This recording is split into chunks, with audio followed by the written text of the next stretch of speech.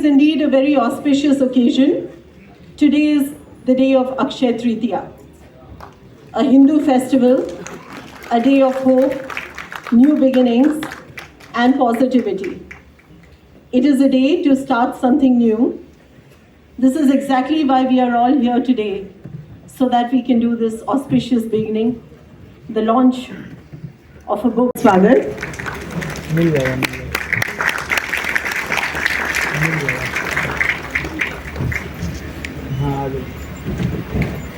Our guest of honor for today, Shri Prem Prakash Ji, Chairman, Asian News International.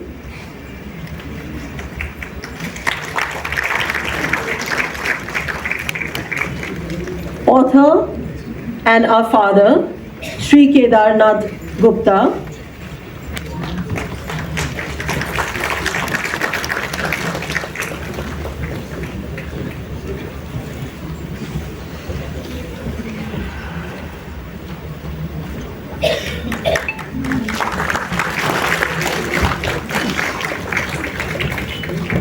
Our publisher for this book, MD of Prabhat Prakashan, Prabhat Kumar Bhai Sahab. Yeah.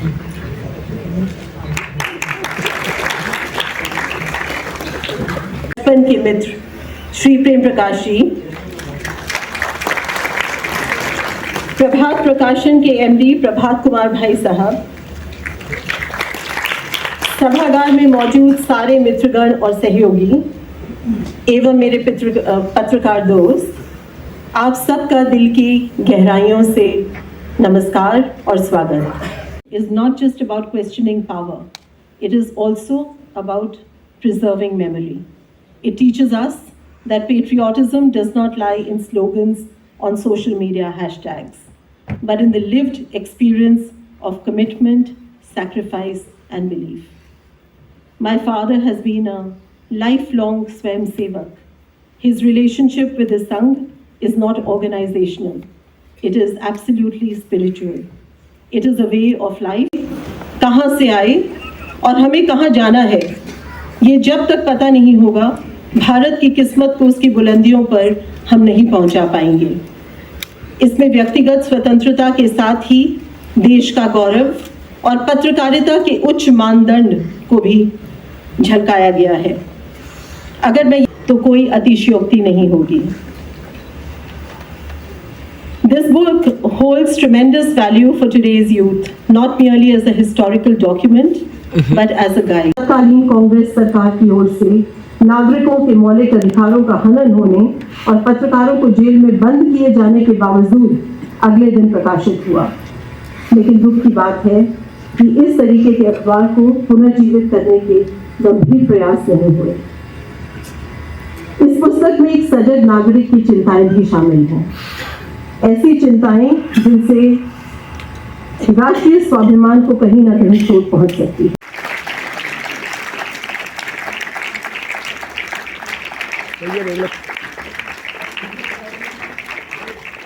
You will enjoy reading this book. Let me say, in Hindustani, jail like that, and others also. You know, when Bhagat Singh went on long fast, one of the things, that major thing that he achieved, which made very easy for all the congressmen and everybody else to go to jail thereafter, he made sure that the British recognized that Bhagat Singh was not a criminal, that he was a political prisoner. He had clearly told the judge there and the world that the British are ruling my country and I have every right to fight them. If I have killed Saunders, I should have killed Scott also. Scott was a real person who had gone for the head of Lala Lajpat Rai. Yet, Kedarnath ji and others who were arrested were treated like criminals. Why? They were political prisoners. They were political prisoners. Why were they treated like criminals and sent to such jails without any facilities? Kedar ji also raises the question about Lathi Charge. You know, even today, sometimes the police on their own start hitting people, which is not right. There is a law, even from the British days, that a civilian officer, usually district magistrate, had to give a warning and then order lathi charge. And these should be hit only on the legs or the back, not on the head. Why were they going for his head? And that to a young boy and many others. This is how Scott and Saunders in Lahore had killed Lala Lajpat Rai. When they started Lathi Charge, they went for his head and kept on hitting the head till he collapsed. Not done. That was a daylight murder. And those who were hitting him on head were also indulging in almost murder or attempt to murder. If he is living with us today, we are lucky. Anyhow, my friend Kedar ji suffered all that, came out successfully, completed his studies, started his career. Extremely well done, extremely well done. Let's cut straight to now our current situation. Emergency was imposed in 1975. This suffering that so many journalists had to go through. I was the then president of the Gulmohar Park. But there were friends also in the government. And I was warned the night before कि हम कल आ रहे हैं. तो मैंने अपने दोस्त को कहा कि भाई आओ, बहुत दिन हो गए मिले नहीं, बेगम को भी साथ लेते आना. उनसे नहीं यार, तो समझ तो सही, हम कल आ रहे हैं. Oh, I immediately called the meeting and all my senior colleagues in Gulmohar Park and warned them that be careful, this is what is happening tomorrow now. And what were the salaries of journalists those days? They were all humble. Yet, this is all a case of serious harassment which was meant to be caused to all of us. We lived through it. And I know the difficult time that Kedar ji went through. It was a terrible time, it was very difficult, it was unfortunate. I must congratulate him. I've always done that, him and his wife Kamaji, how well they managed those difficult days. Only they know, and bringing up these small children. Attendees, friends and family gathered here today on the auspicious day of Akshaya Tritiya. My book, Ink, Saffron and Freedom, is 93 years of my life journey. It has been punctuated with personal, professional and nationalistic pursuits and challenges in my life. I was finally motivated and inspired by friends and family to pen down my journey in my own words and ways. Among them, I would like particularly to mention Dr.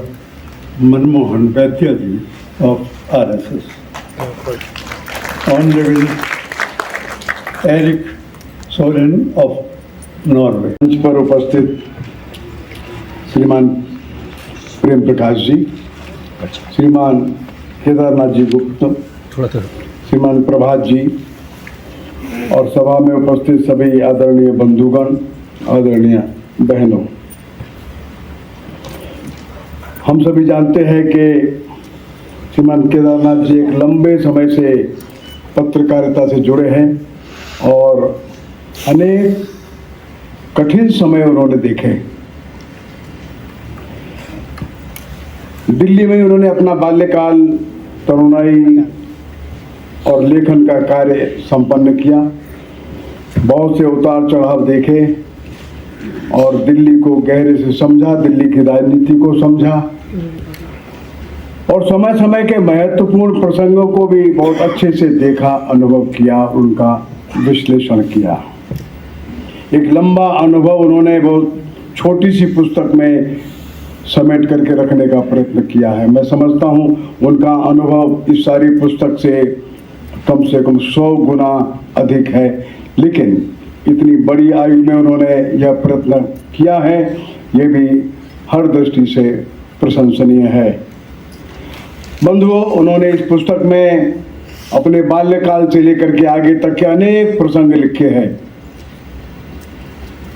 कैसे वे बल्ली महारान के पास के इलाके में बचपन उनका बीता, शिक्षा हुई, बाद में आगे चल करके अनेक घटनाक्रम जो उनको दिखाई दिए, उनका वर्णन इस पुस्तक में है। वे संघ के संपर्क में आए, शाखा गए और बाद में अनेक प्रकार के आंदोलनों से जुड़े।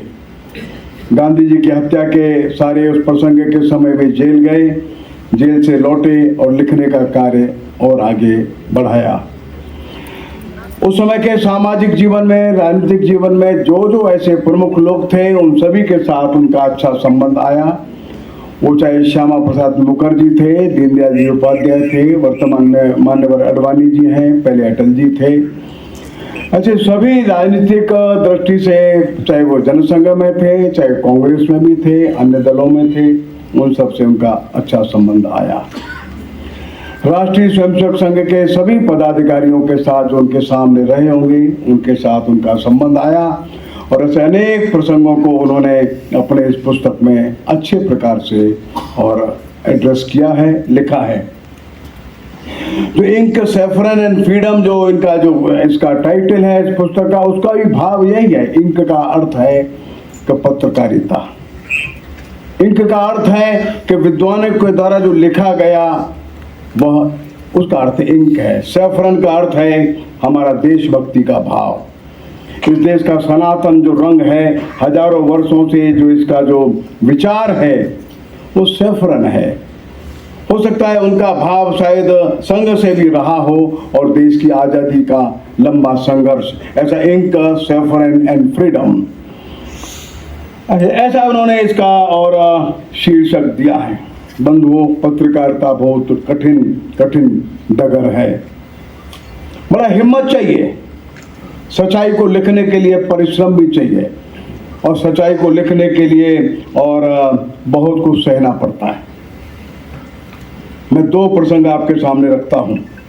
जलियांवाला कांड हो गया और 13 अप्रैल 1919 कांग्रेस ने यह प्रस्ताव पारित किया कि कुछ लोग वहां जाकर के उस सारे केस को स्टडी करें। आश्चर्य की बात है, कोई जाने को तैयार नहीं हुआ। केवल मदन मोहन मालवीय तैयार हुए। वे अपनी टीम को लेकर के अमृतसर गए। कोई होटल वाला और अमृतसर के अंदर कोई व्यक्ति मदन मोहन मालवीय जी को अपने घर ठहराने को तैयार नहीं हुआ। कोई धर्मशाला में कमरा भी नहीं मिला। अपने साथ एक अपनी टीम लेकर के गए थे और एक पेड़ के नीचे बैठकर चौकियां लगाकर उन्होंने अपना दफ्तर प्रारंभ कर दिया। हर उस व्यक्ति के घर वे गए जो व्यक्ति कहीं मारा गया था तो उसका परिवार, हर उस व्यक्ति के घर गए जो घायल था, अस्पताल में इसका इलाज चल रहा था। बड़ी भारी बड़ी रिपोर्ट तैयार की और शिमला में जो सेंट्रल असेंबली उस होती थी उसमें उनका भाषण हुआ। मैं समझता हूँ भारत के पार्लियामेंट्री हिस्ट्री में सबसे लंबा भाषण उनका था, लगभग 6.5 घंटा वे बोले। उस भाषण के बाद जो ब्रिटिश पार्लियामेंट था उसमें उधम मच गया। हम क्या कर रहे हैं ब्रिटेन के लोग भारत में, इतना हम हमारे भी अत्याचार करते हैं, हमको शर्म नहीं आती, हमको लज्जा नहीं आती। वायसराय के जो एग्जीक्यूटिव काउंसिल था उससे कई लोग रिजाइन कर दिए। ब्रिटेन में हाहाकार मच गया। इस सरकार जो है रहनी चाहिए कि जानी चाहिए? इस सरकार को क्या मॉरल अथॉरिटी है, क्या मॉरल राइट है भारत के ऊपर शासन करे? तो नियत सैकड़ों लोगों पर ऐसी गोली चलाते हैं। बंधुओं, यह पत्रकारिता का असर था। इसके लिए हिम्मत चाहिए। पेड़ के नीचे चौकी लगा करके अनेक दिन तक वे घूमते रहे। उनको ले जाने के लिए वहां कोई गाड़ी वाला भी तैयार नहीं था, पैदल यात्रा करते थे। एक दूसरा किस्सा बताता हूं, वो किस्सा है महर्षि अरविंद का। वंदे मातरम नाम का समाचार पत्र निकलता था और उसके एडिटर थे बिपिन चंद्र पाल। तो किसी लेखक का नाम किसी आर्टिकल में नहीं जाता था, संपादक का नाम था बस, बाकी आर्टिकल जाते थे बिना किसी लेखक के नाम के। बड़ा पॉपुलर पत्र वंदे मातरम हो गया। एक बड़ा खतरनाक आर्टिकल छप गया। सरकार ने ये पता कर लिया कि आर्टिकल तो अरविंद ने लिखा है। उन्होंने बिपिन चंद्र पाल को पूछा, ये आर्टिकल किसने लिखा? बोले, आपको क्या मतलब? Who are you to ask me? I am the editor. I am wholly and solely responsible for the edition. जो एडिशन पब्लिश हुआ है, I am wholly responsible. You do whatever you like. You can send me jail. Bipin Chandra Pal ने बताया नहीं article किसने लिखा है। Article लिखा अरविंद ने। कोर्ट में केस चला। गवर्नमेंट ने अरविंद को लाने की कोशिश की, लेकिन बिपिन चंद्र पाल ने मना कर दिया। नहीं, आर्टिकल मैं जिम्मेदार हूं, किसने लिखा है किसने नहीं लिखा, छोड़ दीजिए आप। तो आप लोगों को आश्चर्य होगा कि सजा हुई बिपिन चंद्र पाल को। आर्टिकल लिखा था महर्षि अरविंद ने। 1 वर्ष की सजा हुई। ये पत्रकारिता है। पत्रकारिता के लिए सहन करना पड़ता है। कहते हैं जनता स्वयं थी। बंधुओं, ये कहानी लंबी है। ये विभाजन की नींव कहां से रखी गई, इसके ऊपर तो तरह तरह के विवाद और अनेक तरह के पक्ष हो सकते हैं। उतनी गहराई में हम लोग नहीं जाते, लेकिन संघ भी है। जब मुझे आदरणीय डॉक्टर हर्षवर्धन जी ने कहा कि एक पुस्तक का प्रकाशन करना है, आदरणीय किरण गुप्ता जी को हम लोग अंतर्राष्ट्रीय दैव परिषद में मिलते रहे हैं, मुनीश भैसर मिलते रहे हैं। तो जब मैं पहली बार मिलने गया तो पुस्तक के विषय में चर्चा हुई। तो जैसा मुझे बाबूजी ने बताया, तो मुझे अपने पिताजी स्मरण हो गए। लगभग वो भी उसी वय के थे। 1927 में उनका जन्म हुआ था, 2019 में वो चले गए। तो जो उनकी जीवन यात्रा थी, जो उनका संघर्ष था, परंतु जो उनकी संकल्प शक्ति थी, जिजीविषा थी, उसी का दर्शन मुझे आदरणीय केदारनाथ गुप्ता जी बाबूजी के जीवन से देखने को मिला। तो मैं आपको बहुत प्रणाम करता हूँ बाबूजी। आपके स्वास्थ्य और दीर्घायु की कामना करता हूँ कि आपने अपनी इतनी सुंदर पुस्तक यहाँ समाज के सामने प्रस्तुत की है। इस पुस्तक में जैसा सभी विद्वान वक्ताओं ने बताया, पूरा भारत दिखता है। उनका जन्म हुआ स्वतंत्र भारत में, स्वाधीन हुए, विभाजन की विभीषिका देखी, आपातकाल का दंश देखा, और उन्होंने जैसा देखा, जैसा जिया, वैसे इस पुस्तक में लिखा है।